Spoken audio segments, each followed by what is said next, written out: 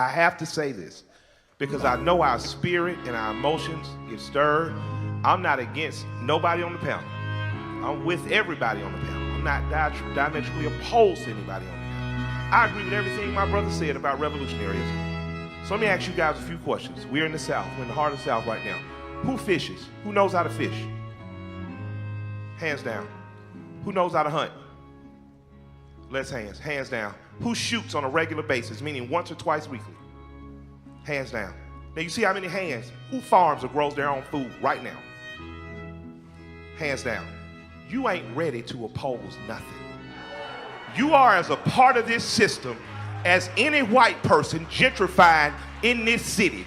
And you can't tell me I don't know what I'm talking about because I've lived in this neighborhood long enough to know when 2 out of every 5 yards had a garden in the back. I'm old enough to know when the Muslim community was the strongest security force and their own food force in this community. Black people, I love you, and I love you enough to tell you, you ain't ready to revolt shit.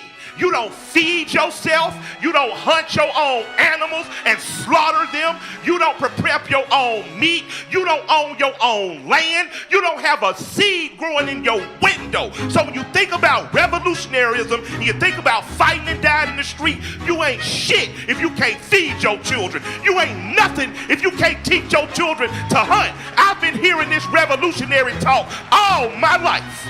All my life, I've been seeing leaders get before me and tell me how much of a strong warrior. And just like the United States Army, just like the military, I've seen their words send black boys out to die in the street fighting and arguing.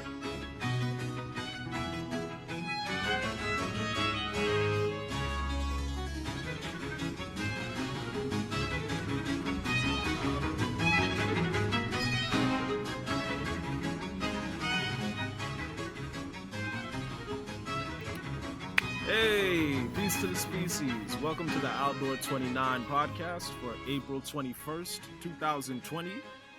Who we got on deck, you heard? Eero.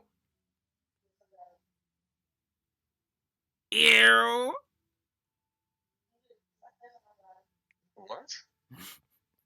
Wait, what? Wait, what? What? Who are you talking to? You. What? That's my introduction. That's your introduction. That's my what? That's the introduction you get. What's going on, man? I'm doing alright. How about you? I'm chilling, man. Yo, what's up with China, man? We were just talking about China, military history and stuff. This is my cousin Carl, by the way. So what is this? Like you said, first of all, we went over the First and the Second Opium War, which is hilarious because China got beat by first of all, they dramatically outnumbered England and France's armies. And for some reason, they still had way more casualties. Britain had 69. First of all, here's what we're going to do. We're going to start the conversation over. So I don't know if I need to start this podcast over, but I don't really care that much.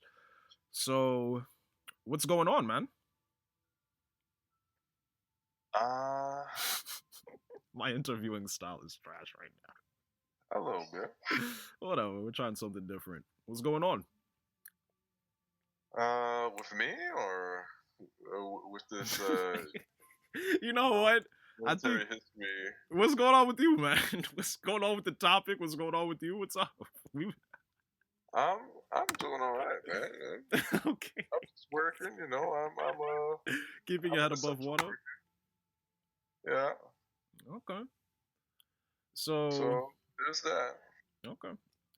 So let's get back to China because I finished saying that, you know, I can tell the difference between Chinese and Japanese people, and then you said I probably can't, and then I told you that I could tell the difference between Jackie Chan, who was a Chinese man, and Bruce Lee and Jet Li, who are Japanese people, and then you pointed out that Bruce Lee and Jet Li are actually Japanese, and yeah, they are, so I was wrong about that. And then I inquired how it came to be that Japan was able to subjugate China, even though China is so much larger than Japan. And you pointed out that China's history in terms of their military and their military campaigns isn't that stellar, so they're especially with foreign fights. But they do seem to do extremely well when it comes to killing their own people. right. And then we talked about, because I assumed that China was good in terms of their military because they have those games like those strategy games, like they play, what is it, show, and the board games and stuff like that. And plus, they have Sun Tzu and Confucius, which, you pointed out, obviously I already knew he's not a military general, but he is a philosopher and a thinker, so I thought that might lend to them being, very I don't know, Well, war and peace Confucius minded. is a philosopher, while Sun Tzu, I guess, Right. is a military tactician. Right. But apparently they don't have a good history when it comes to winning wars, except for, Mao Zedong, who came and he came with his communism and he just started slaughtering his own people for inexplicable reasons. It's I guess you could say it's due to good PR, good propaganda. Like, okay, you have the running joke that France, like their military history is shit because of World War One and World War Two. Yeah. And that's all we know, but we tend to forget that France has been here longer than World War One and World War Two. Not to mention when Haiti drove them out, but continue. That's due to them having to. It doesn't matter. Fight off. It doesn't quite matter. It doesn't matter. It doesn't matter. Okay, sure. So, you said that Europe basically. Why'd they go into China in the first place during the Opium War? What was that about? Resources. You have China hogging all of the tea and silk and whatnot, other nice and delicate commodities, and the Europeans was like, yeah, I want me some of that shit. So you have them peddling drugs like opium and messing up the citizens of China, getting them hooked on it, and that in turn did the first Opium War, for example. What was you have no, continue. What?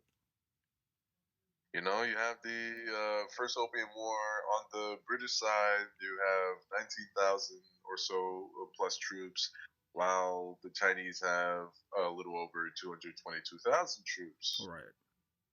As a result, the casualties and losses, the British have 69 killed, 450 wounded, 280 executed or died in captivity, while the Chinese have like 3,100 killed and 4,000 wounded. Yeah, and that's crazy. And you said it had something to do with, because even though they have gunpowder in China, they don't really have weapons the way that Europe had. What kind of weapons did you say they had in England?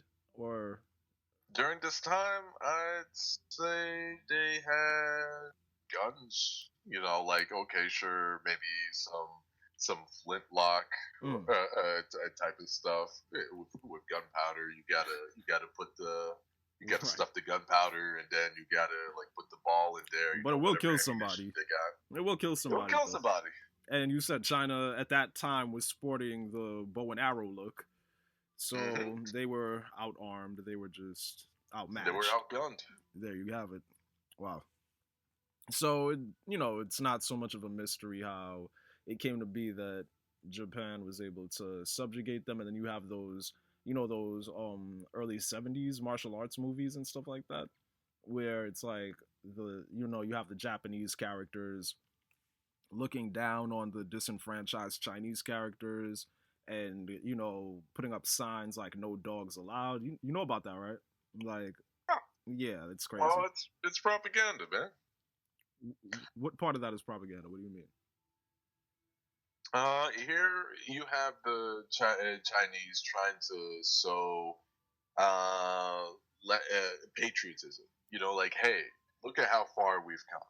We've been subjugated, we've been oppressed by numerous oppressors, like Right. the Japanese and the British and whatnot, and look at where we're at today. You know, like you have these movies where the main characters are like dealing with some form of racism from the Japanese and or the British, and like throughout the movie, it's just about them overcoming these social obstacles, social and economic Right. obstacles, you know, to be the best. You know, you Right. got Ip Man, for example. He like Ip Man one, right? What Right. was it? What was the Japanese he had to take on, or was it the British? Oh, you're I asking me? don't really remember. I still haven't seen those movies. I don't even know.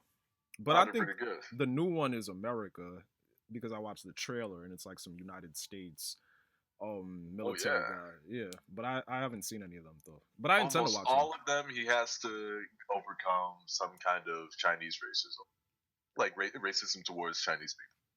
So you're saying that it's propaganda in the sense that they released this underdog theory to the Chinese people and they're supposed to do what with that exactly?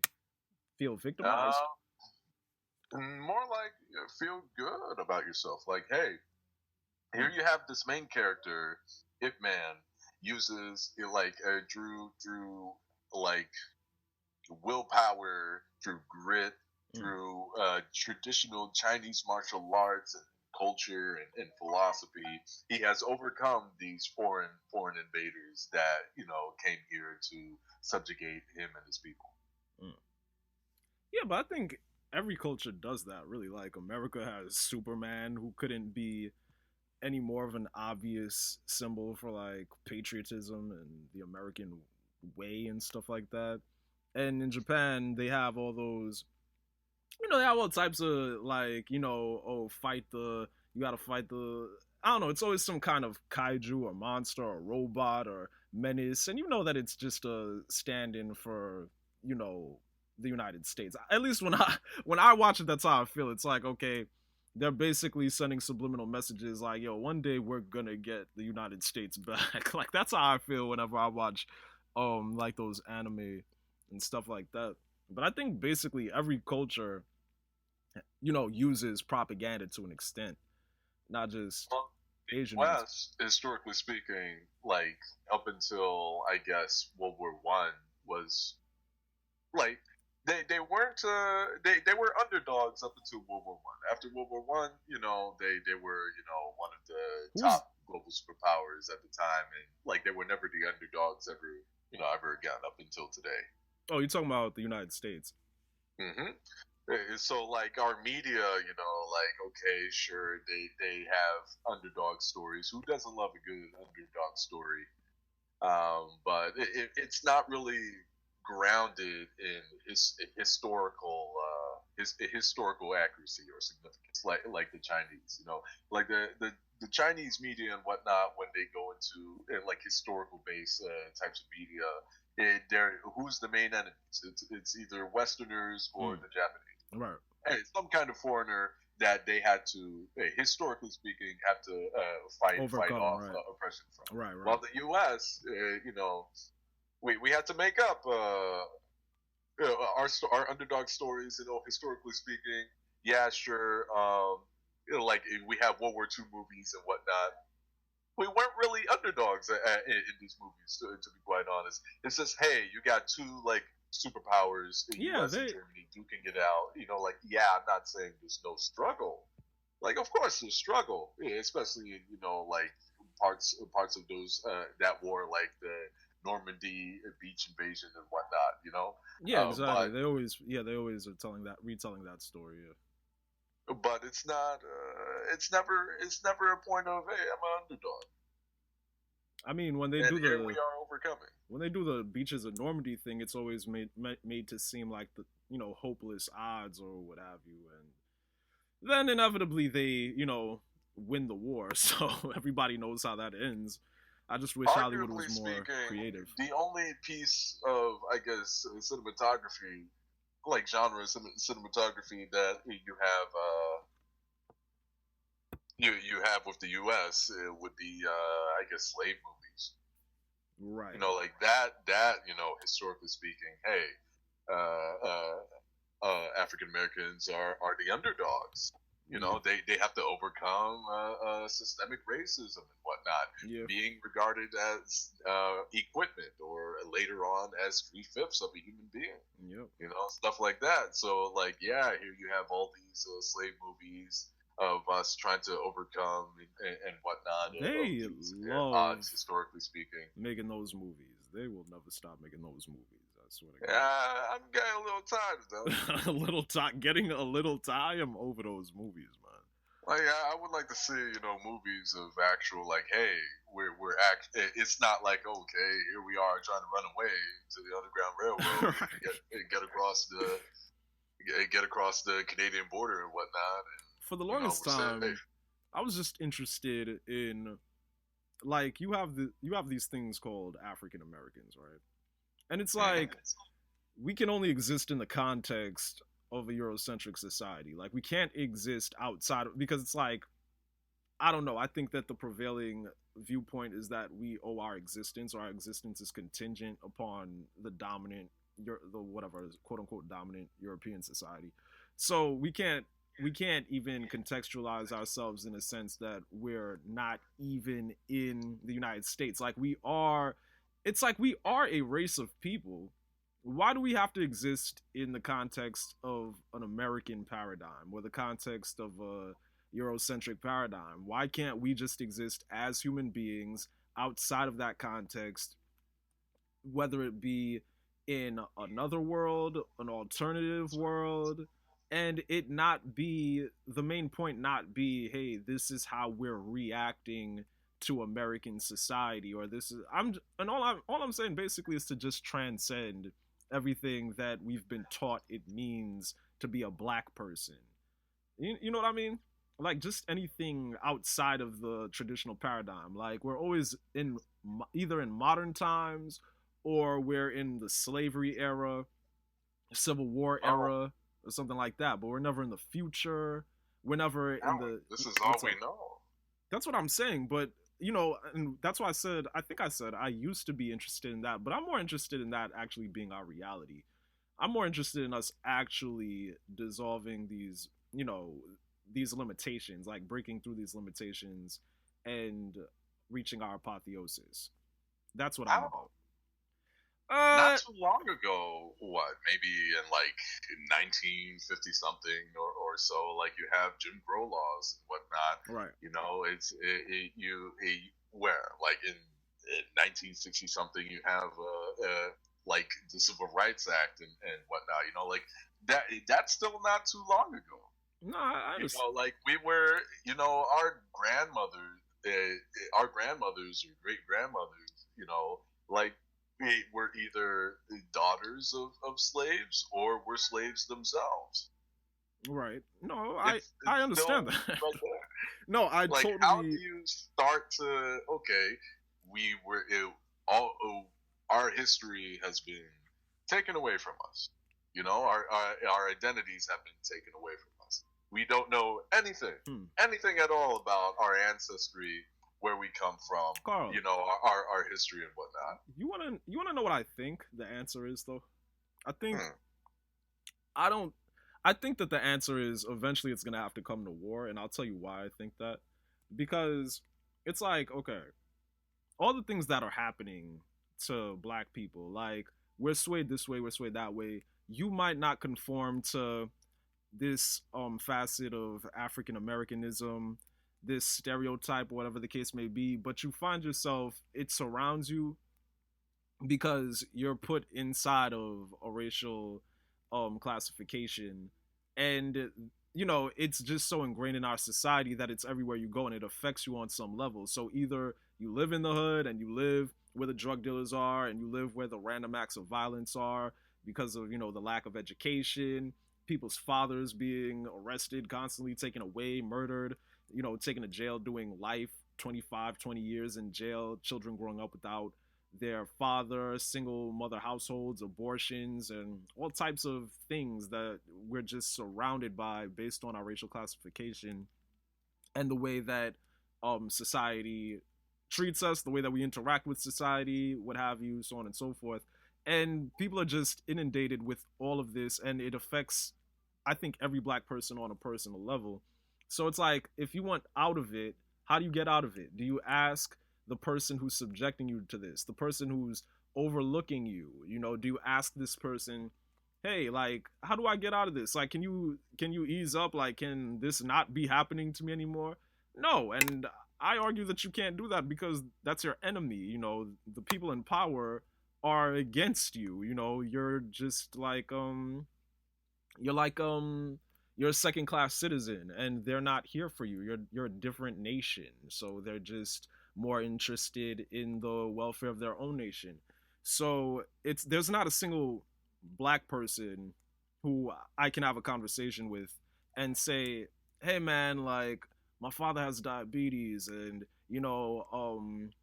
this is hypothetical, but like, my daughter's on drugs, and my son is selling drugs and whatever. Can you ease up on the white supremacy? So, nah man, they can't do anything about it, because it's not your people who are in positions of power. It's your enemy who's in this position of power, somebody who's conspiring to keep you in a low state. So I think that there's no way you can ask for anything from those people. And by you, I mean you and me and anybody else. So eventually it would have to come to warfare, because otherwise you'll just be completely subjugated and ground out of existence. And I don't know, existence and all that, reality that we experience as a race. I think that it's worth preserving genetics, but I don't concern myself too much with preserving genetics, because that's more of a Eurocentric idea. I don't think black people have to worry about that too much, but in terms of the quality of our lives, I think that we should have some spirit of rebellion within us. Otherwise, we're just totally at the mercy of our open enemies in this society. So I think that Define warfare. define warfare. Mm-hmm. Oh, because I said it would take warfare. Well, strategy, but physicality, really. Violence, at the end of the day, is what I'm saying. Like, it'll take strategy, but eventually, you're going to have to actually get a little violent. You have to, what is With it? the percentage of, like, how much of the percentage of the things that plague us, is do we contribute to?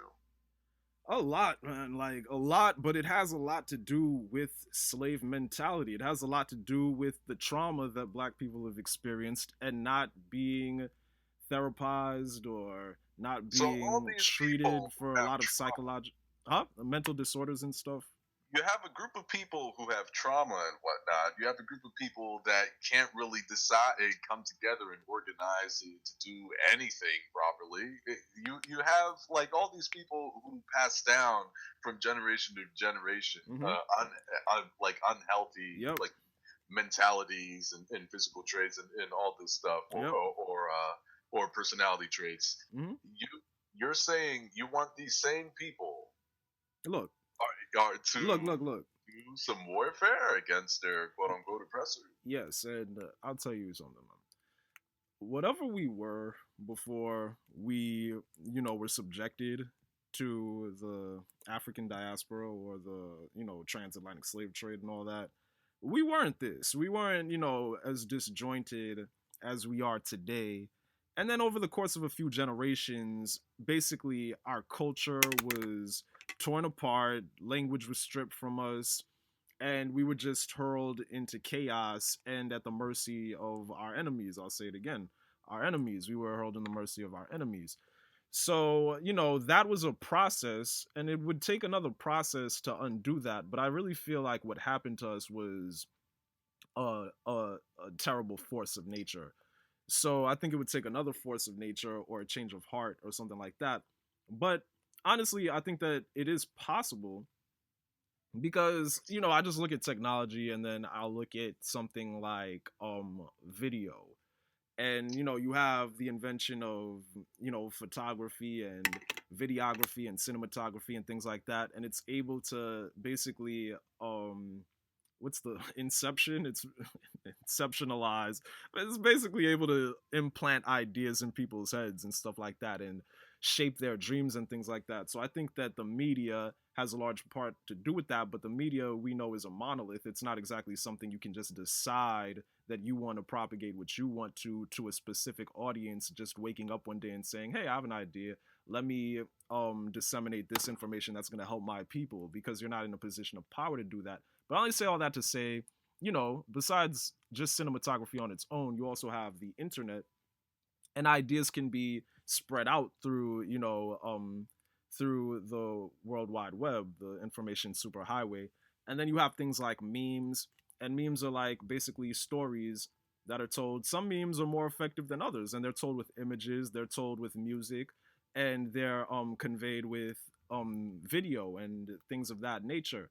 So I think that certain ideas, they can be hashed out, tried and true, and then they can be crystallized into things like memes. And just the fact that you can get a lot of information from a meme, and it takes just a few seconds to absorb a meme, I think that an an education policy where there are a lot of memes that crystallize a lot of our history and a lot of our potential unlocking capacity within them, we can have people absorb these memes and use it to broaden their imaginations and their capacity to construct their own futures. And it can also suggest a desirable future for people to lean towards, a unified, desired future where we become more connected as a supra species, or just as our race emerging from the homogeny of American society or white supremacy, and we can be our own entity. And then we'll have enough power to coalesce and to fight, white supremacy and whatever else. I don't care what it is. Like, we can just come together. And I think that once we come together, once we stop killing each other, once we stop hating each other, once we stop hating ourselves, once we learn how to actually look at ourselves from the outside and treat ourselves well, and decide to treat ourselves well, and then treat others well who look like us, and not as opposed, because the alternative is the reality. The alternative is hating people who look like us. We hate people who look like us, and that is a psychological trauma that a lot of people suffer through. So I think that if we just learn to love people who look like us instead of hating people who look like us, stop aborting our babies, stop killing fathers, stop killing mothers, stop stripping and drinking ourselves to death and eating ourselves to death, salt and sugar and stuff like that, eating more healthily, that we'll be on the right track to actually restoring our identity as a group of people, as a nation of people, as a race, and we'd be in a better position to combat any form of persecution. So yeah, just basically education, really. But I think that education has potential to be a lot more sophisticated than it is even right now, and that there's a lot of potential to teach children a lot of things within a short amount of time, and then there are still the same 24 hours in a day. So you just have these memes, and you just keep educating these children, and not just memes, obviously, healthy diets, you act well around children and around each other, you dedicate time to exercise, dedicate time to rightful thinking, dedicate time to reading, and just things like that. And then you just undo what's been done. And this quarantine, it's a transformative event, like I've been saying. So I just think that people should take this time to educate their young and stop eating their young. I could throw the dollar in for getting strong enough as a community to combat further oppression and whatnot, but if you have a roommate and you're helping the roommate, or working with the roommate to take care of the house and whatnot, but then you find out that your roommate is openly saying that once, they get more financially stable or whatever, Right. get better at, physically or mentally, they're planning on killing you. Yeah, right. I highly doubt you're going to sit there in that house and wait for them to do it. Okay, what exactly is this a metaphor for?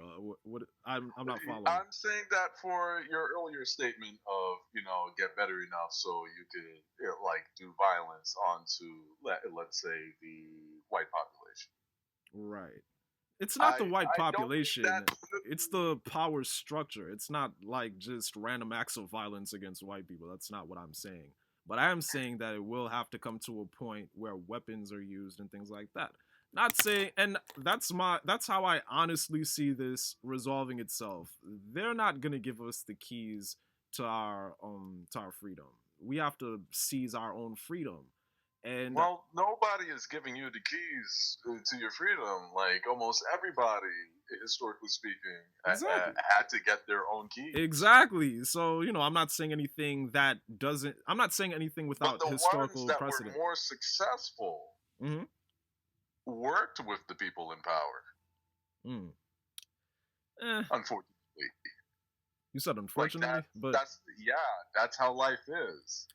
give me an Like example. if you're over here, oh, Give me an example. the Japanese. What happened? Yeah, sure. They fought the United States, for example, and whatnot. And then eventually, they were overwhelmed by the technological and military power of the United States. Hmm. Yeah. And so that now, like until maybe fairly recently in history, they were subjugated under the United States until they worked with the U.S. Had the United States helped supplement their economy, taught them like government structure and whatnot, how to take care of infrastructure and all that stuff. All these technologies and education. Eventually, Japan, arguably speaking, is one of the most well-developed countries, and I guess maybe in the Asian continent, Yeah, like Asian region. but do you realize how many times in the history of the United States, first of all, you had people like Nat Turner, you had people like Harriet Tubman, God bless those ancestors or whatever the case may be. But how many times we've tried to ingratiate ourselves for the benefit of being liked by the dominant white society in this country, in the West, basically, not just this country, but how many times black people have ingratiated themselves for the benefit of being liked or accepted by white people. And it No, I'm doesn't. not saying liked or accepted. I'm just saying try your best to not fit the stereotypes that they paint us to be. Right, yeah, of course, exactly, that's why I'm saying that we It's should. it's it's an ingredient. It's not okay. Sure, okay. The only thing we have to do is be liked by white people. No, No, there's other shit that we have to take care of within the no, community I think no. as To well. be honest with you, I think we should totally discard the idea that we can be liked by white people. I think that we're incompatible, and I don't think that we should try to. I don't think we should try to. What's the word I'm thinking? When you go into a society, what's that called? Integrate. Yeah, integrate any more than we Assimilate. already have. I think Martin Luther King said that it was an error to promote integration and things like that because he said he felt as though he was integrating his people into a burning house. And at a certain point you have to look at the reality of the situation. A lot of people like to brush off slavery like, oh, that was hundreds of years ago. I don't understand how you could look back, like you just said, it was your grandmother's mother's mother or something like. I don't understand how you could look back at your own ancestors and just say, so what? It's like they put us through hell, man. The only reason that you and I are speaking English right now is because of what we've been put through, and just all the atrocities they've committed against us personally, as opposed to other races. That is, when I say personally. And it's just the way that they act with us. It's like it's just not gonna work. The way that they still have us as second class citizens, even though black people built this country, they owe us, and they're not even interested in the idea of reimbursing us for our work. You know what I mean? So it's just the way that they behave. At a certain point, you have to realize what it is that you're seeing and that it's not a coincidence, you know? And then you have to look at, okay, who's pulling the strings? And then you have to wake up to the fact that these people are against you. They're not for you. They're not with you. And there are many situations where people will try to do their best. And you know, I understand you said it's just an ingredient, but it's not a good ingredient. It's a counterproductive type of ingredient, because you know, you look at the entertainment industry and you look at people like Dwayne Wade, who's promoting his son as a homosexual, and that's very commonplace.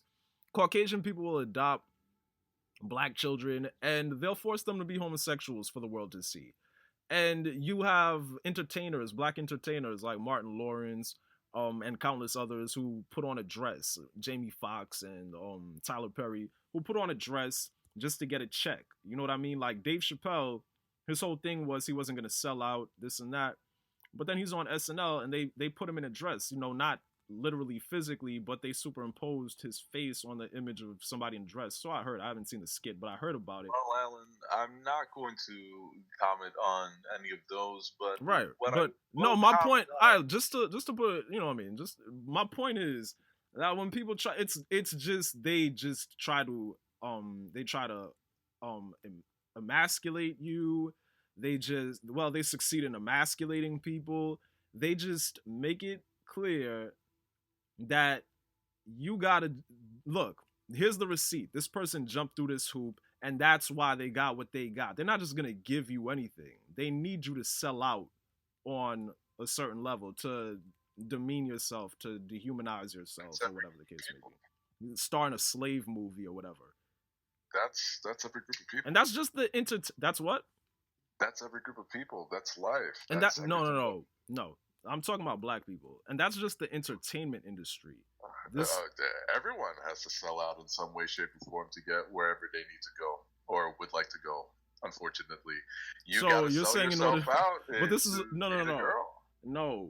But all right, we'll get into that. But I'm just saying, like, you have to wear a dress to be a star. Like, this is, you understand? If the dominant group of people, if the group of people that is in charge and own this industry, this infrastructure, all this stuff, and you want to be a part of it. That's what I'm saying. Unfortunately, you have to abide by their rules. Carl, but that's what I'm saying. And what I feel we need to do is follow in the footsteps of all these other groups of people who have been subjugated and now is doing relatively well in the international and national stage. This is the point where we gotta just categorically disagree. Because you're acting like we haven't tried everything. We've tried everything. When you see these groups succeeding, you think few of us No, let's get into this. If you go to Harlem right now, you'll see all these shops run by, you'll see Caucasians who own shops, you'll see Africans who run shops, you'll see Arabs who own businesses and things like that. Why do you think it is that you don't see black people? Because, and you're just gonna, you think it's because they haven't tried? They've been systematically denied. That's the entire problem. It's like Harlem is occupied by a lot of black people, but they have no power there. It's just they live there and they shop there, but they don't have any power, and it's not for a lack of trying. It's by design. So it's like, you think these people got these shops by themselves?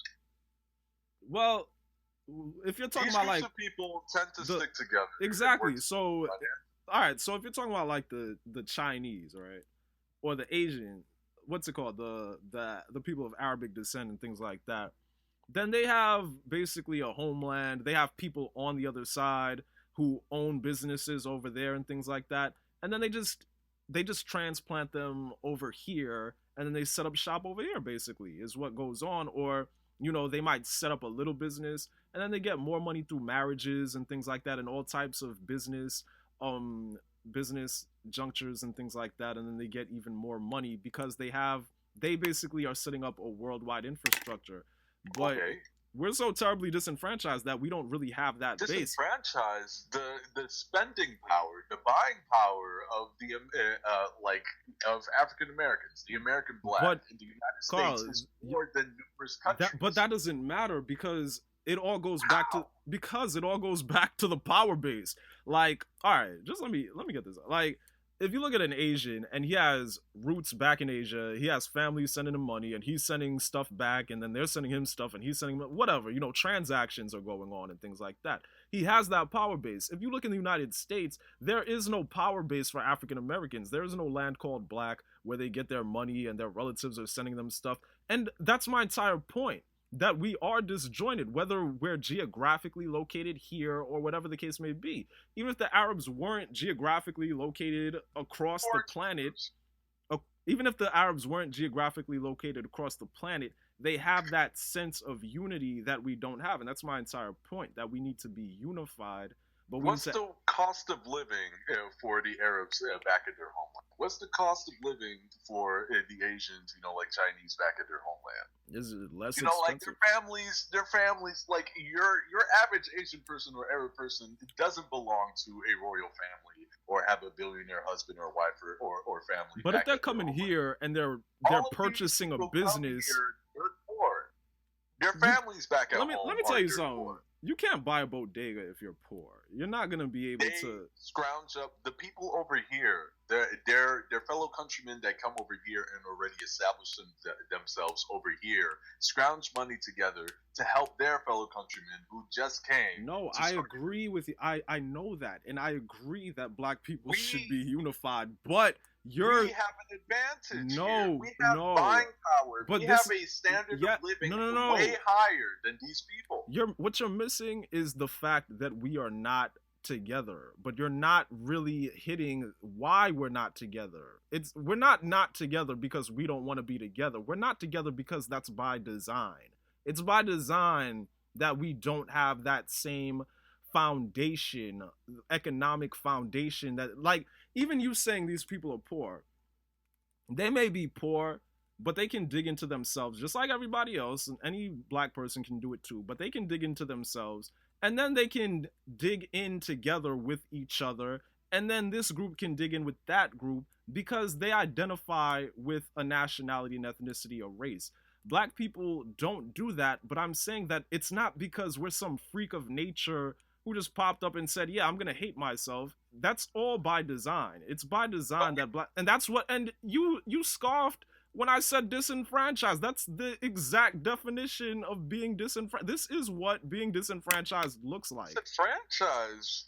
The poorest over here in this country are richer than what, 60% of the rest of the world? Carl, that is not the point. It's a process. It's not about how much money you have relative to the rest of the world. In these United States, our lack of an ability to accumulate money because we don't scrounge together because of psychological, mental reasons is disenfranchisement. We are not reaching our maximum potential because we're disenfranchised. It doesn't matter how much fiat money you have as an individual. If you're not pooling it together, you're disenfranchised. We don't have an identity also? We do. I believe we have a strong identity. What's our strong identity? What's our strong identity? Everywhere that you look. No. Social media, our strong identity. Go ahead. We have pro-black groups, financial groups, pro-black programs for students and whatnot, pro-black employment offices and whatnot to help black men and women. That's basically. We have like a lot of like programs. And exactly. Like, look. Like if you want to like name a group of people who don't like percentagely, like have a like proudly exclaim their identity, that would be whites. No, it's not about First of all, exclaiming your identity has nothing to do with anything, because the thing about black people either want to be seen spending money or they want proof that they've spent money. So they either need to be places or they need to own things or whatever the case. It's not about idols? Wait, what? Who are our idols? And this is another point. It's okay. You're saying that we're expressed well or whatever, however you worded it. You were all right. If I'm quoting you wrong, didn't you say something like? Everyone knows our identity. We are very proud of our But identity. it's like, what are we proud of? We're proud of the images. First of all, rap started off, very positive, and then it was infiltrated by the CIA, and then you had drugs and whoring and things like that. And then you had people becoming drug addicts, and now it's reflecting in the society. You have black children taking opioids and things like that, and committing suicide and listening to emo music and stuff like that. It's affecting them psychologically. So it's like, okay, you're saying, what is someone out there? Our image is Not wait, letting wait, just wait, positive- just wait, just wait, just wait, just wait. Let me get to my point. Let me get to my point. My point is that you're saying that there's this image. That's what I'm addressing. You're saying that there's this image that we lionize or whatever that we're proud of, and that image is a caricature. That image is the the cool guy. It's a stereotype, and this is what we were discussing before. It's stereotyping. It's just a stereotype. So that's all I wanted to say on that.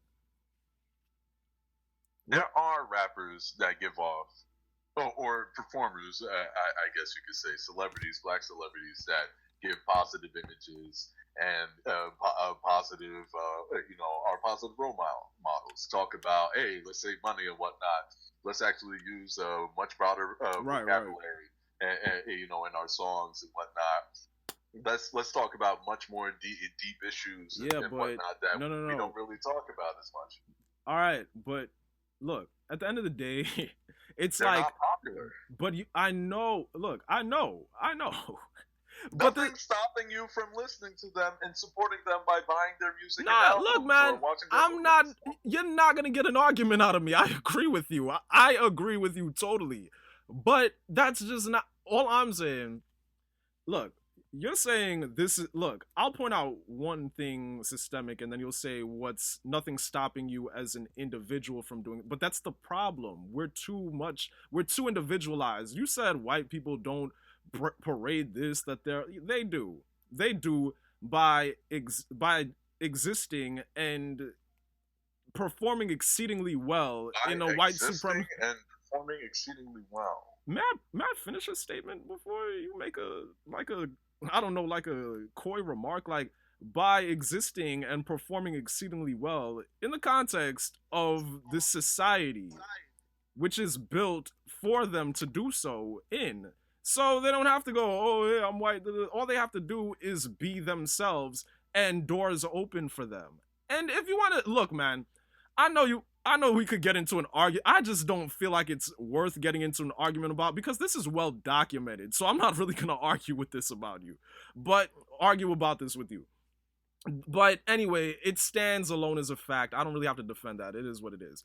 But I'm saying that it's not about, okay, we don't have I think you have me on speaker or something like that. I'm getting an echo. But I agree that we should be pulling together and all this. And you're saying nothing's stopping an individual from doing things. Nothing is stopping. You can be an individual all day, every day, but that's the point. That's the problem. Individuality is not going to lend itself to customs and a culture, which is basically what I'm talking about. I'm talking about constructing a culture, and me being an individual, you being an individual, me supporting this artist, you supporting that artist is not gonna exactly, it's not gonna pave the way for that entirely, but it's a part of it though. It is a part of that, just promoting positive imagery. But to go back a little bit and to go into what you said about because you said first of all, I also want to point out that basically all we're talking about is entertainment, like this person in the entertainment field, that person in the entertainment field. But what is it? I graduated with the bachelor's in psychology. You graduated with the bachelor's in computer engineering, right? Yes. Yeah, like one thing you did point out that I do agree with is like too many black people get into liberal arts and stuff, and more black people should get into like STEM, like science, tech, engineering. What is that? Tech, right? Engineering and math. And I agree. We should have more scientists. We should have more doctors, more lawyers and stuff like that. We should have more inventors, and things like that, instead of everybody either taking some type of drudgery or some type of something that they're part of the entertainment industry or something like that. Like, we should be more realized in terms of our potential and what we can do in terms of vocations. But I don't know, I had another point to make, but it's not that deep. Like, To be quite honest, it's a little demoralizing that the only thing that we take pride in, like mostly, and tote around as our biggest accomplishment is being an entertainer. I think you broke up there. Hello? Yeah, hello. Oh, nah, you just broke up a little. You said being an entertainer, right? Being an entertainer, entertaining the masses, you know, like being the majority of the people that you see in on TV. All Like right. we make up 12% of the population, but we like that's all you see on TV, And in music videos, in sports and whatnot is us. We are entertaining the rest of the yes, United States.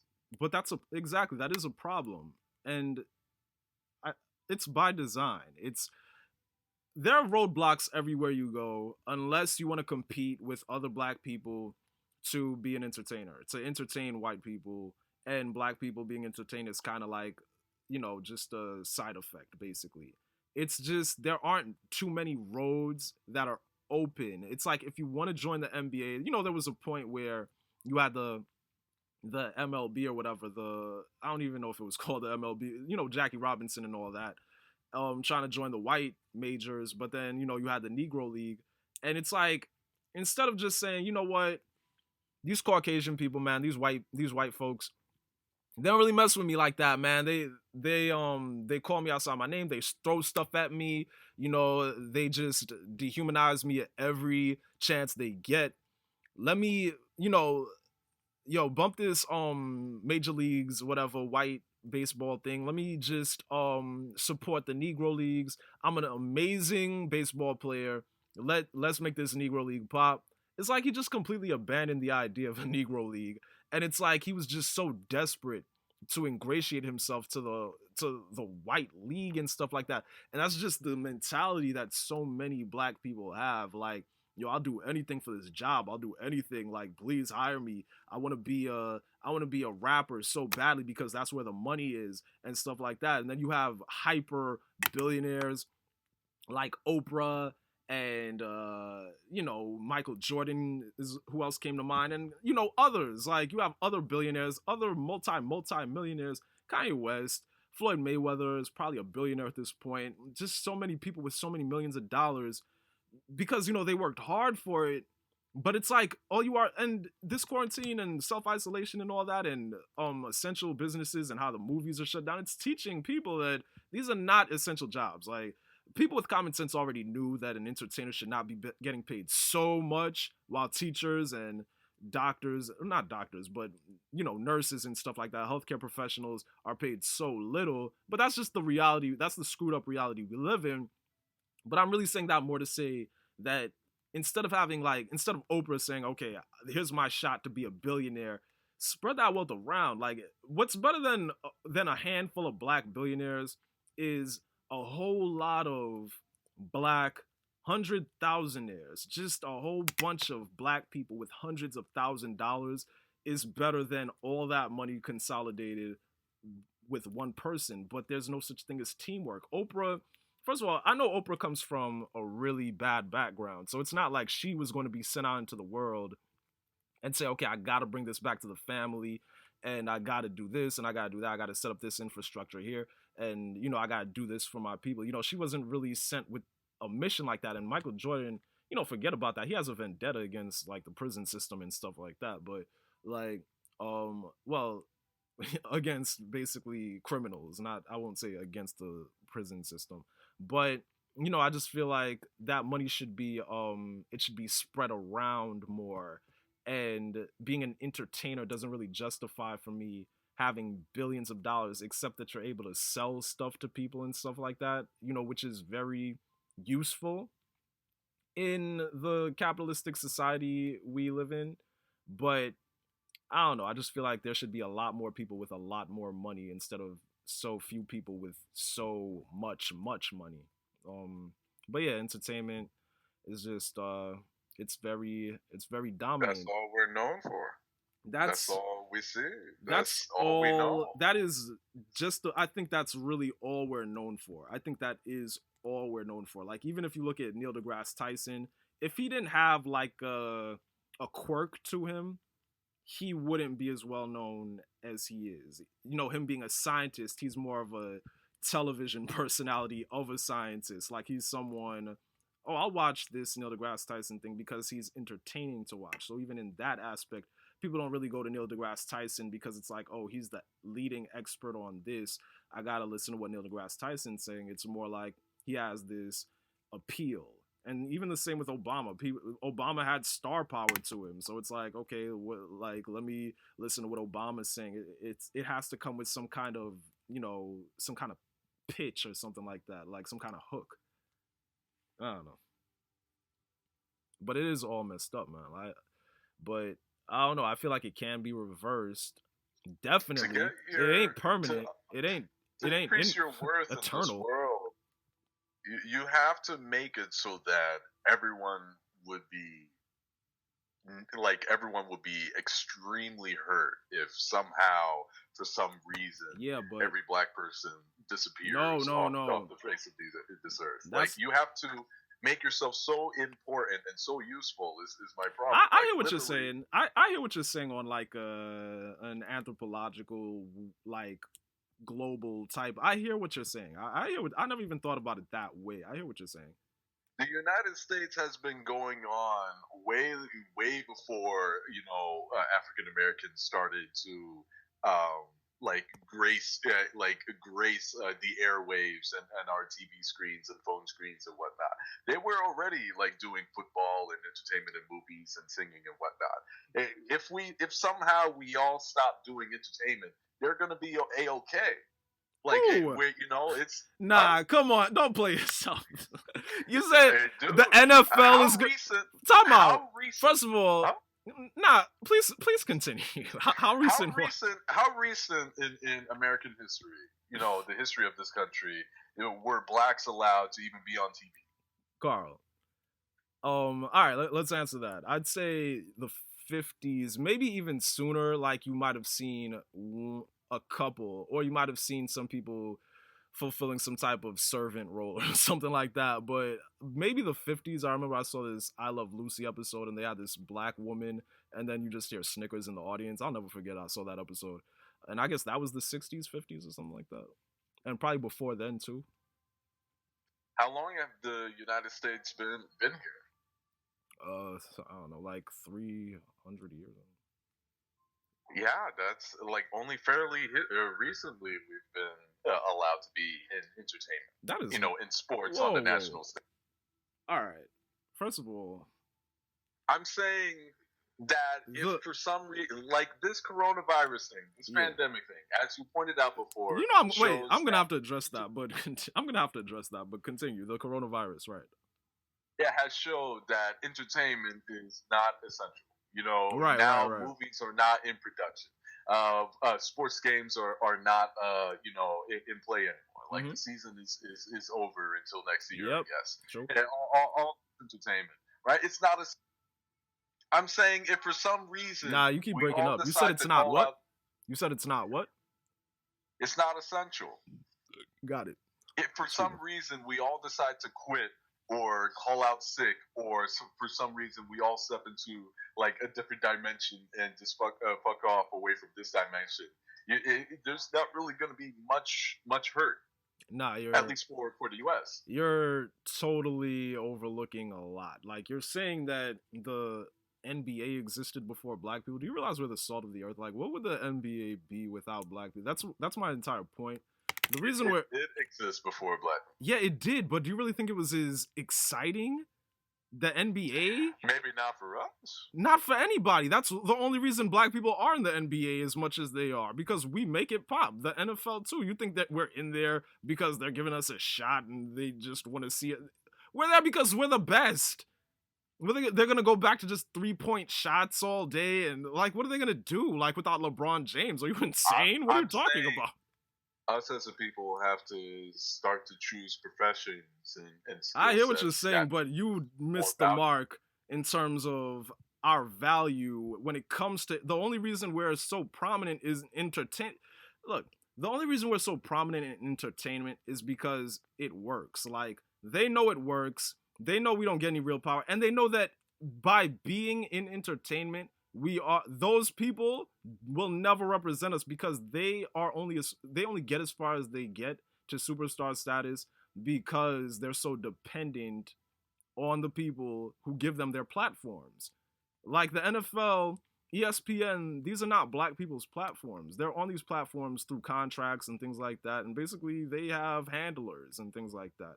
But they're necessary. If they weren't necessary, they would not be there. They don't give you anything unless they absolutely have to. That's the only way they'll give you anything. Why can't we be more like Tyler Perry and wear dresses, bro? This is my point. Like, the only reason he is where he is. Say what you want about him. It's not say what I want. It is what it is. You're asking why can't we all wear dresses, bro? You have to listen. You have to think before you speak. This guy has a bigger studio than Disney.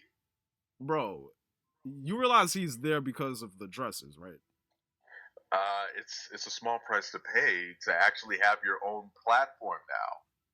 So you're saying that black people should wear dresses to get platforms so that we can get crumbs from the table of Caucasian people. I just want to change your thinking on that because metaphorically speaking, it's not metaphorical at all. We don't have our own infrastructure or platforms to start dissipating our whatever positive message and teachings and virtues we want to teach to our own people. We don't. We have to rely on whatever dominant group there is that owns the majority of the infrastructure and platforms and whatnot. So we have to play their game. We have to play by their rules, unfortunately.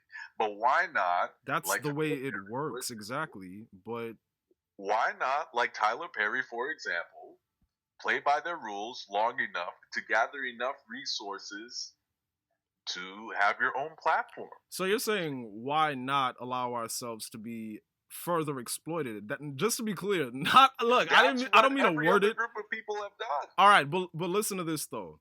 When you say that, it's like, okay, do you realize there are more black homosexuals than any other race? There are more like we're the most zealous when it comes to all of these vices and all these things because that's the way that it's to do with a platform. If you'll let me finish my point, I will finish my point. But if you don't, then I won't. We're the most zealous when it comes to these things. So you want more black people wearing more dresses, a la Tyler Perry, Martin Lawrence, like, again, countless others, because you think that's gonna help black people? Like, I'm just not, like if, say, all right, I'm not putting myself in this scenario at all. Say there's some black guy, and he's working hard, and he has, like, he makes movies and stuff, right? And we're already in the world we live in, right?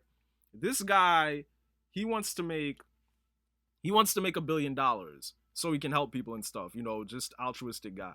And then it's like, he doesn't compromise, and then it's like, okay, you got to put on this dress, you got to pretend to be a woman so that, and another thing maybe I'll get to that a little later.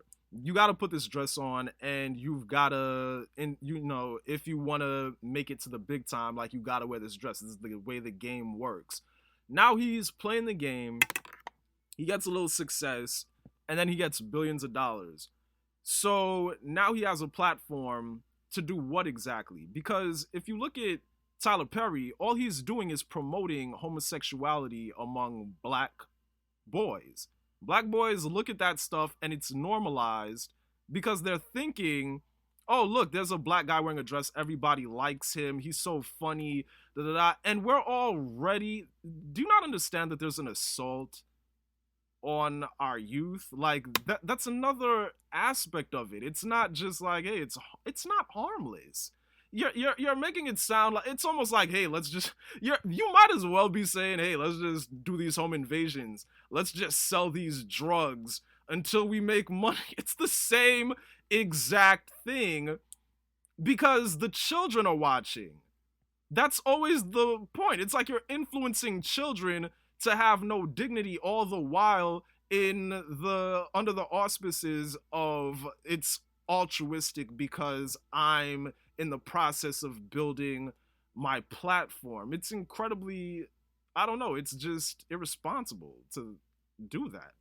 to think like that, really, but to do that is very irresponsible because you're influencing countless people when you behave like that, when you don't conduct yourself in the manner of a man when you are a man, in the manner of a woman when you are a woman, of a civilized person. What is needed of you in the entertainment industry?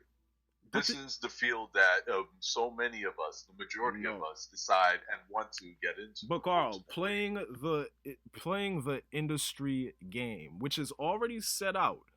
You want $100 million? You gotta wear a dress. You want your house in Calabasas, Kanye West? You gotta apologize to Taylor Swift. You gotta say you love Donald Trump. You gotta do all these things. But what is the end game here? Okay, I got my 100 mil, right? Right. What am I gonna do with it? What 100 mil? Kanye West has his 100 mil. What is he doing with it? No, I'm saying you have to do all of this. You have to wear your dress so you can get like oodles of money and whatnot, hundreds of millions of dollars. You gotta go apologize to Taylor Swift and in order to get and kiss Donald Trump's ass. Millions of dollars. You have to do all of these things, right? What is the end game here? Okay, you got what you were looking for. None of us gets this opportunity here. Like a good chunk of us don't get that opportunity. What is the end game here? Are you asking me a question? You have your $100 million. What do you do with it is what matters. It doesn't matter what you. Well, of course, a little bit what you do to get it. But what do you do with it is what really matters. Is what people remember. No, here Carl, we have Tyler Perry. Yeah, sure. This guy wore a dress and whatnot. No.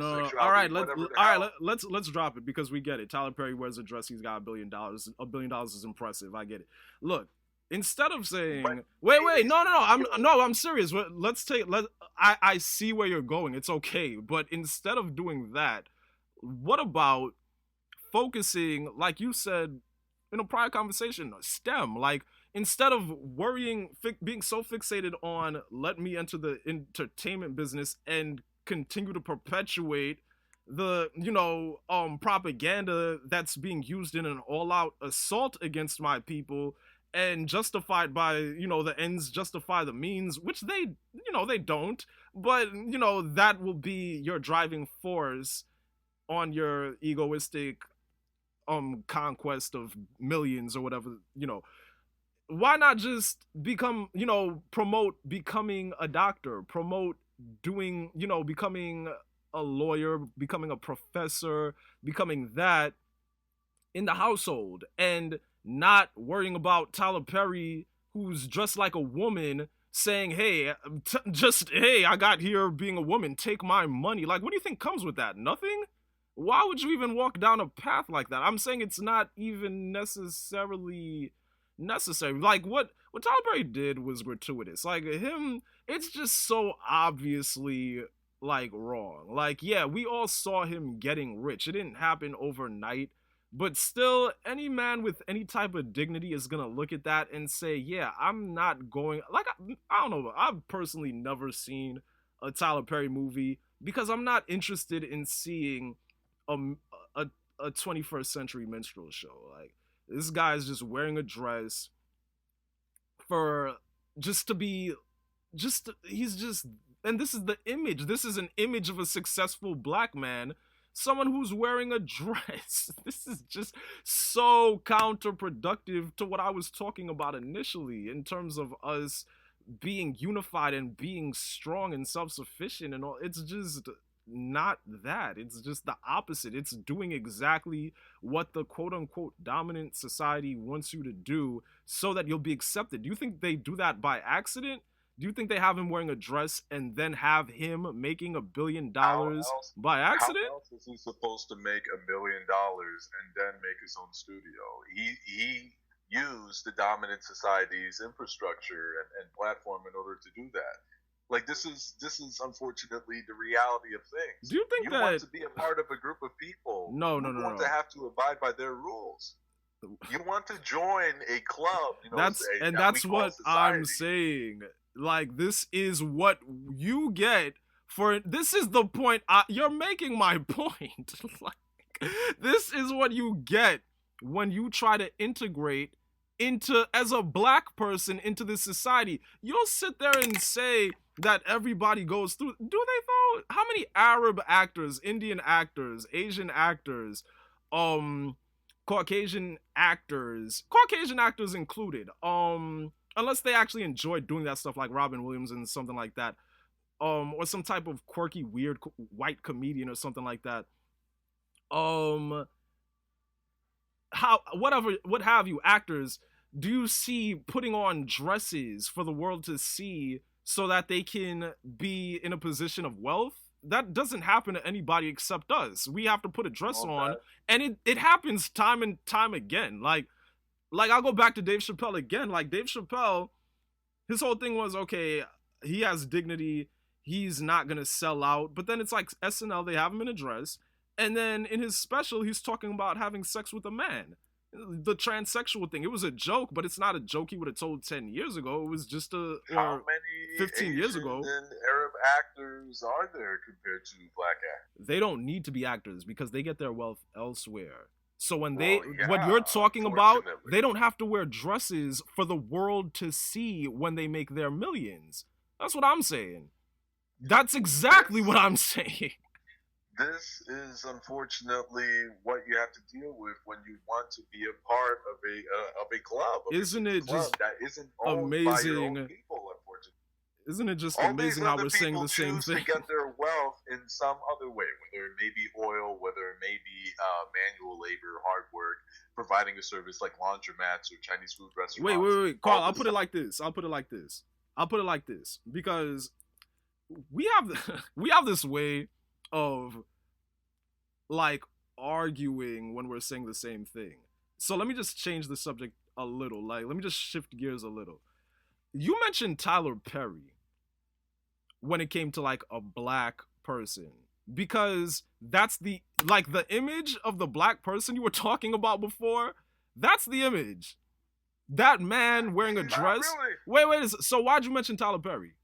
I mentioned Tyler Perry Why? Because of the end result. Exactly. That's an image of success. The system. He's the perfect example of using the system that we also try our best to be a part of. He exploited himself. Make a platform of himself. There's nothing special about exploiting yourself at all. But you might disagree with that. But he's an image of success. He's one you chose because he is an image of black success. If you want an image of Arabic success or Chinese success or whatever, you're gonna look to some world leader. You're gonna look to some prince, some baron, some oil, whatever, tycoon or something like that, and that's it. You're not gonna look at the guy in the Indian guy in a movie wearing dresses and acting like a woman. That's not the image of success for Indians. That's the image of success for black people, though. You have people like Tyler Perry who will put a dress on. You have people like Dwayne Wade who will tell the world that his 12-year-old son is a woman. You have people like Oprah who are just on some type of campaign for selling black men out, and not Harvey Weinstein when it comes to sexual harassment and rape and things like that, and Gayle King and things like. You have people who you'll see in these positions and they're always in the public eye. Like, they're always in the public eye and they're always following some type of script, some type of agenda. If you're looking at a success standard for Asia or India or Africa or something like that, they're not in the public eye making foolish statements or interviewing people or, fulfilling some other type of entertainment role. If you want a success standard for a Caucasian, all you have to do is look at the first 42 presidents of the United States. And, I guess technically, and the 44th, even though he's the 45th, the 44th human being to sit in that seat. Like, you know what I mean? But when it's black people, Tyler Perry. Or not even to say just Tyler Perry, but name another. You'd have to name, and I'm harping on the point, but you'd have to name an entertainer, though. You definitely have to name an entertainer. That's the thing, Alan. I say Tyler Perry because what other black millionaire billionaire have used their money and resources to make a platform that independent of the overarching the dominant platform that can potentially benefit All the right. black community. All You right. have Jay-Z, who's a billionaire, Oprah, who's a billionaire. Jay-Z You got gentrified Brooklyn. and billionaires like P. Diddy and whatnot. Yeah. And Look, what have they done with what their is, all right, help what me out. platforms Help me have out. they made? All right, I'm missing the current events. Tyler Perry owns a business. How is that helping anybody except Tyler Perry? Same way Oprah owns OWN and she owns a network and all that stuff, and Jay-Z owns Rockaware and whatever, Rock Nation and stuff like that, and who else? Michael Jordan owns Jordan and stocks in Nike and stuff like that. He has schools and he owns his LeBron brand of sneakers and stuff. Like, all of them own businesses. Why is Tyler Perry owning a business? What does that have to do with anything? Who cares if another rich person owns a business? Like I said before, entertainment, a future and job and whatnot in entertainment, like football, basketball, and acting and singing and rapping, for a good chunk of the time is all we see and know. Now we have a platform in entertainment on TV that can potentially show us there's another way. We could have movies and TV shows and talk shows and whatnot showing black people that, hey, we could be doctors. Hey, we could be engineers. Wait. No, wait. I'm telling you to wait because I'm lost. You're saying, like, put up shows where black people are doctors and stuff like that? Yeah. Yeah, that's not... to influence the kids, Look, not only, to be... There are like, plenty of shows... Hey, that's all we know. No. This is such a whack premise. Like, no, this is trash, Carl. This is what you... Like, there are already shows with black doctors, black successful people. There are plenty of shows. What's it called? House has black doctors in. Like, I don't know. Any show is gonna have. Are they main characters? You're saying or as a main characters? Wait, you said name one as if you really think I can't. I'm pretty sure I can. Like, all right. Do it already. What's that show called? I want to say Grey's Anatomy because a black woman wrote that, but I know that the main character isn't black. But all right, you got the Cosby Show.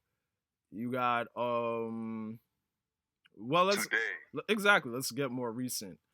I don't know. I'm thinking, like, I literally don't have one off the top of my head, but point being, what? So a black person's gonna star. Have you seen any of these series? Like, has he released any series or what? Like, how do you know it's not gonna be more body suits and? I didn't say he will. I say potentially. Yeah, but you don't even know. He's in the position. Look, you don't even know what kind of contract he signed. First of all, all his shows are probably gonna start. He did what? Sign with who? You're saying he owns a studio. And look, man, this is gonna have to be a bet. Put this on the table, man. First of all, his shows are gonna be pure nonsense. You ain't gonna see no black doctors. You ain't gonna see no. You're gonna see a bunch of foolery, and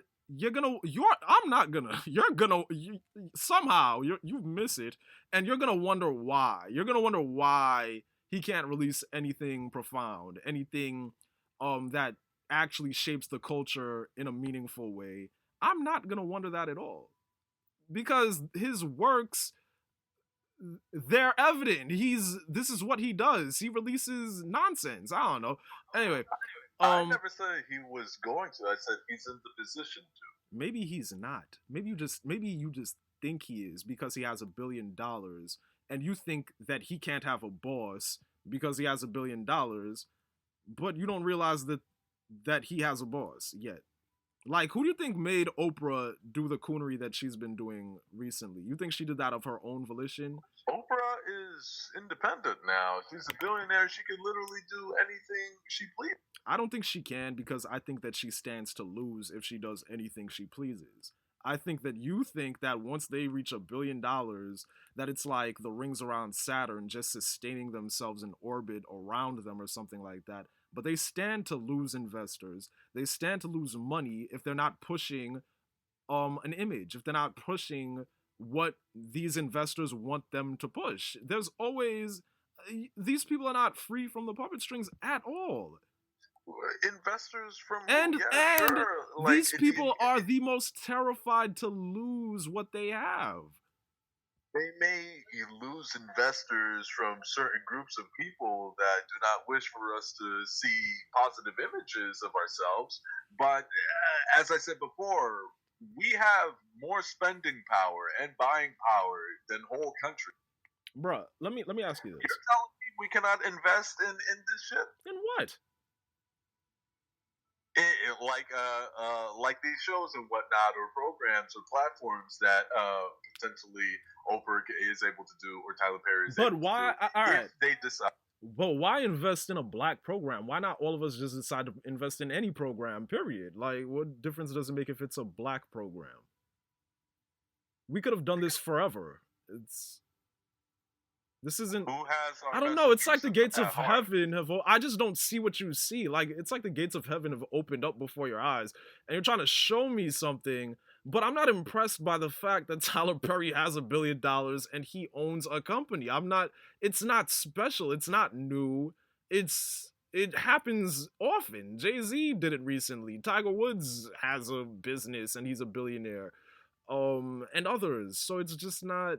I don't know. It's like it's same old. You said it yourself. Why rely on your enemy to help bring you to the promised land? All right, but why is Tyler Perry not an enemy? Because he has black skin. He's been promoting that image for 2 decades or something like that. Like that's not healthy for black people. That's not what you call I never said pro-black. that they will.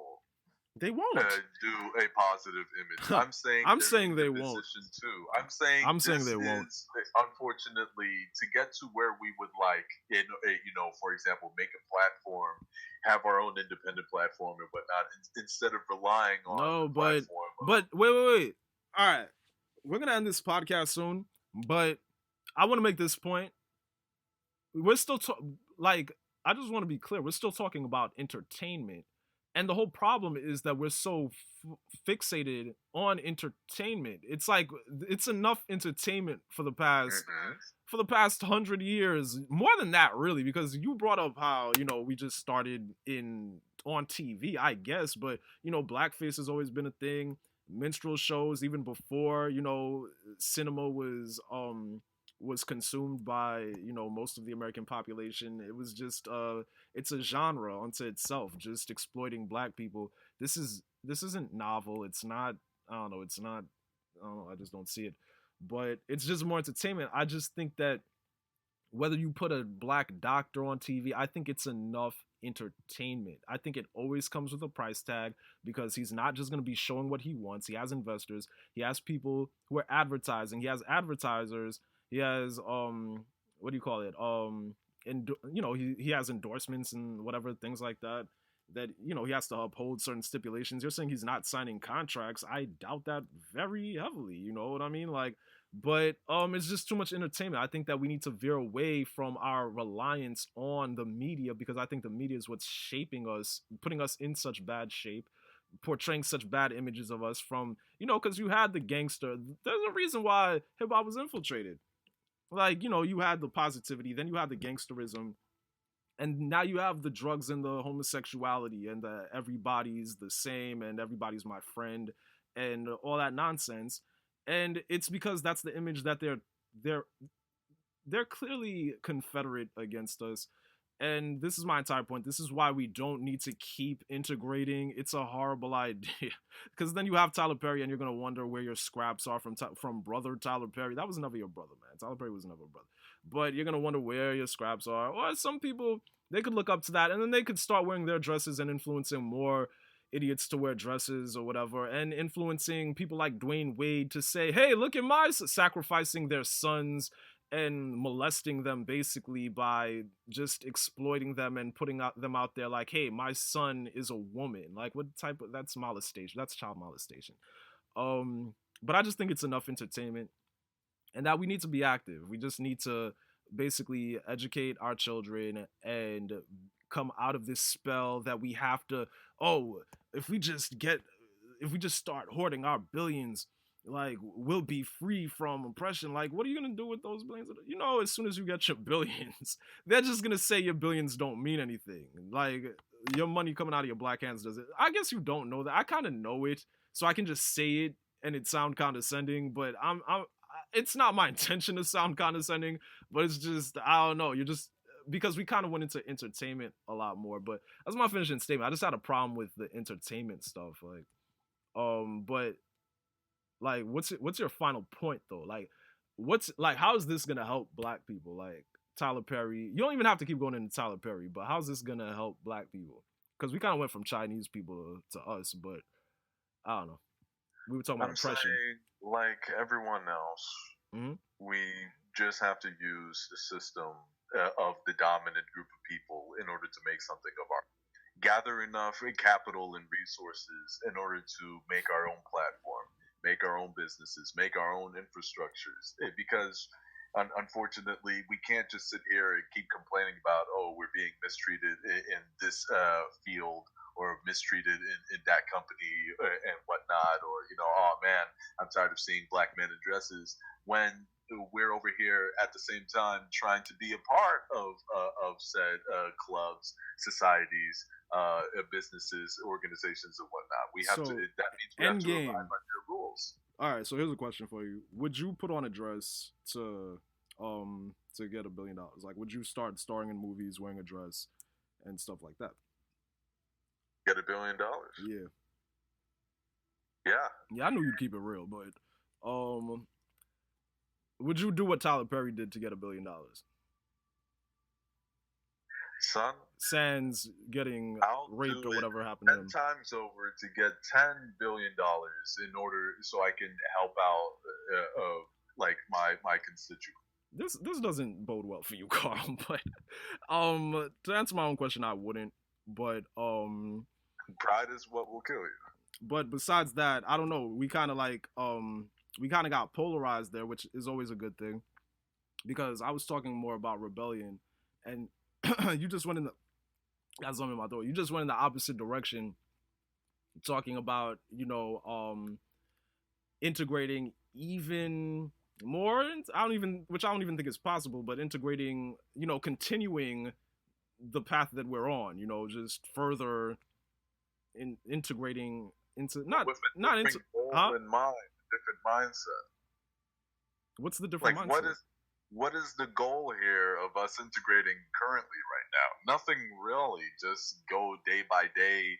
Okay, I'm just going to continue working for this company that is owned by the dominant group of people for the rest of my life with no end in sight.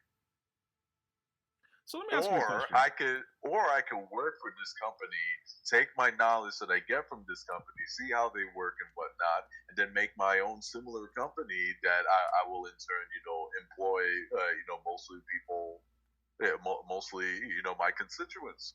Let me ask you a question.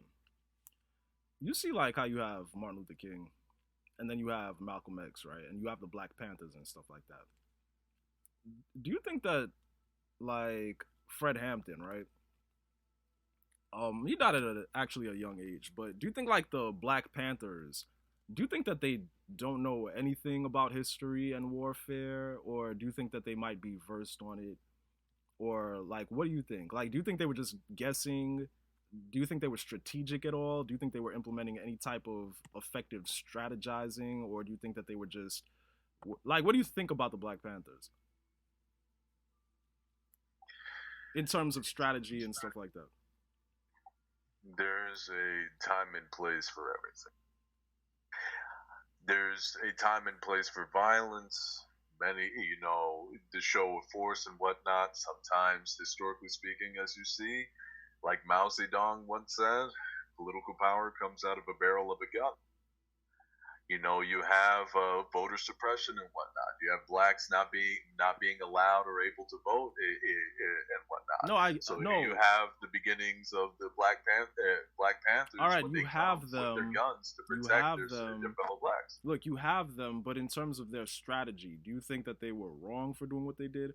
Or do you think that they actually, like, do you think that they were just basically some haphazardly put together type of anti-establishmentary group, or do you think that they actually had a strategy and knowledge of warfare, or what do you think about them as a group in terms of strategy?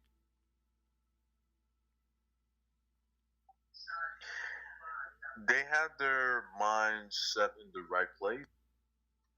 How they went about it or where they focused their resources wasn't really too good. Didn't really fare too well.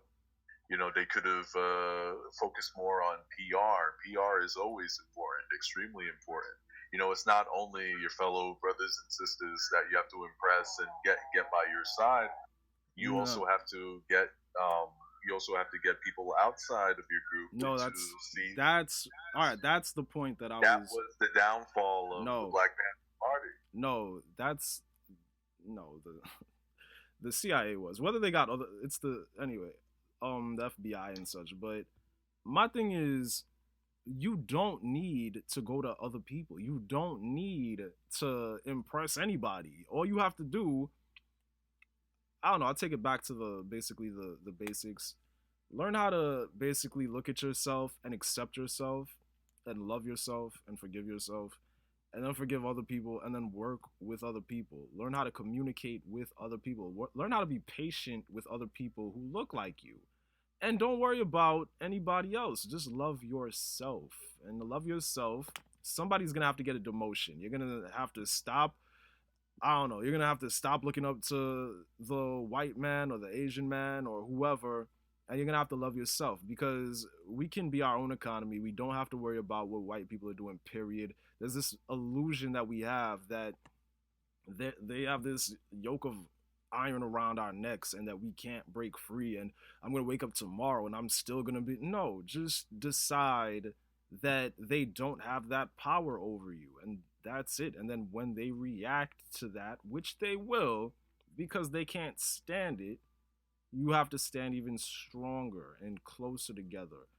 And we need to get into all types of, I don't know, all types of... Baby steps, Alan. Baby steps. No, not baby steps. It's out of nowhere. We're not going to have our own infrastructure. It's not baby steps to wake up. You just have to wake up.